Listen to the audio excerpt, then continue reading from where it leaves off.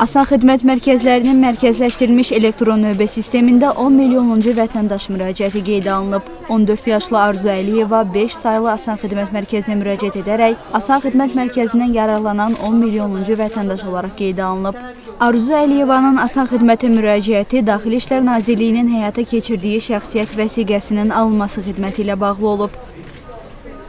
Biz şəxsiyyət vəsiqəsi üçün müraciət eləmişdik Asan xidmətə və çox sağ olsunlar Asan xidmətdə ki, bizə xəbər verdilər ki, Arzu 10 milyonuncu uşaq olub. Mən buna görə bütün Asan xidmətin işçilərinə, müdiriyyətinə təşəkkürümü bildirirəm.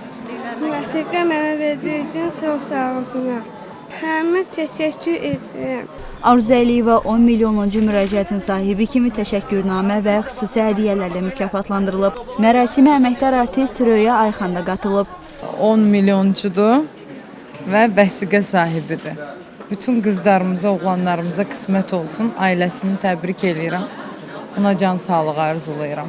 Down sindromu bu xəstəlik deyil, bu bir sindromdur. Və bu cür şəxslərin ümumiyyətlə cəmiyyətdə inteqrasiyasıdır, onların adaptasiyası, sosiallaşması çox vacibdir və biz hər birimiz bu prosesdə bu şəxslərə yardımcı olmalıyıq və bu həqiqətən də çox gözəl bir təsadüf oldu ki, Arzu məhz bizim mərkəzə müraciət edərək 10 milyonuncu vətəndaş müraciəti kimi qeydə alınır.